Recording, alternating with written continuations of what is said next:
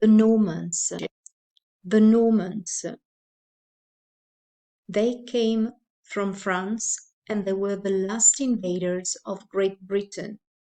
William, the Duke of Normandy, was their leader, and they invaded England in 1066.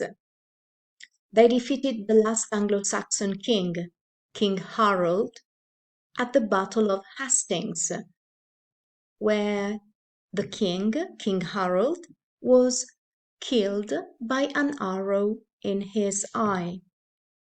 And after that, the Anglo-Saxon army retired, fled, went away, and so the Normans were the winner.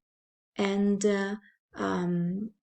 William of Normandy became William the Conqueror, and he was crowned king in Westminster Abbey on Christmas Day 1066.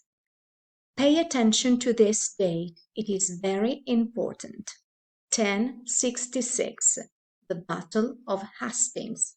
This is perhaps the most famous date in English history, and it brought important changes, political changes, social changes, cultural transformation. It was, again, really important a date. After that, for the next 20 years, William had a survey made for him, and he collected the data in the very famous Doomsday Book.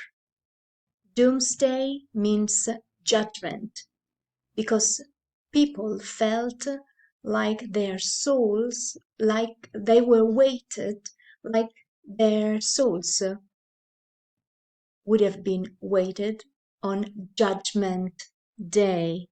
This survey was very important because William learned a lot about his new conquest.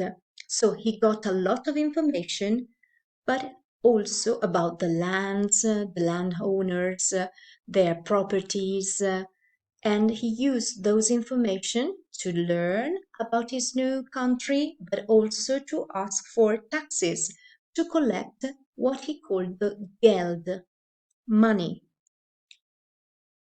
So we were saying the Norman Conquest brought feudal system to England, and we said there were lots of changings. So here are the consequences of the Norman invasion. First of all, the ruling class. Some of the Anglo-Saxon noblemen died in battle. All the others were dispossessed of their lands or exiled, sent away, and at their place were put people from France, the barons, people who were loyal to the new king, to King William. Also the clergy had some changings in the high level. The members of the clergy were replaced again by Italian or by French people. And what remained of the Anglo-Saxon people in England were mostly townspeople. They could keep their money, their wealth, or lower clergy. Priests could continue their cultural and religious tradition, but just for simple people, let's say. And in fact, we see there are many changings also in the language during this period. The language spoken before was Old English, the Anglo-Saxon, which had a base of German language. Okay? During this period, during medieval times, let's say, there's a changing in the language, and we go to Middle English, which is a mixture of three different languages. It was a mixture of French, which was the language of the government and of the elite. The court spoke French. A mixture of Latin, which was again the language for legal context, administrative context, for the ecclesiastical or the intellectual context. And then there was English, Old English, which survived in everyday speech. Simple people in normal life, they spoke English. So, for example, there are still in nowadays English proof of this mixture. For example, if you think of the word ask, when you want to ask, this is a simple way of saying something, and it's the word of Old English, ask. Common people ask questions, okay? Then there is another synonym for this,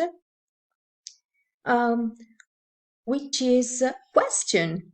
And question comes from the French, question, okay? Or there's another word with almost the same meaning. It's interrogate, and this comes from the Latin, okay? And both interrogate or question are much more formal than ask. Another difference can be seen in names of animals like pigs or cows or sheep when we compare them to the word we use for their meat.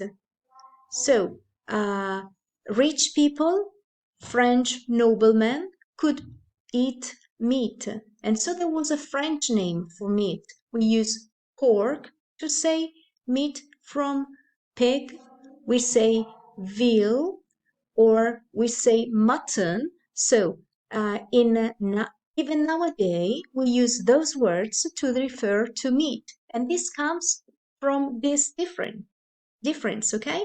Rich people were French and they could eat meat. Poor people, they just breed animals.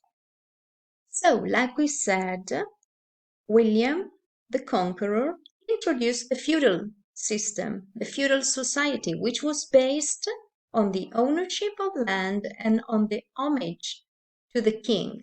So there were the barons who became the king's tenants, and they sublet the land to the knight. So they gave lands to the knights. The knights received lands from the barons, but they gave services and also military service to the barons, okay? And the peasants, normal people, they gave the tenants their labor, they worked for the tenants in return for food and for security. And pay attention, the barons were loyal to the king. They gave homage. There was a very famous ceremony where, which is the homage, okay, where the barons pledged their reverence, their submission to the king, to their feudal lord.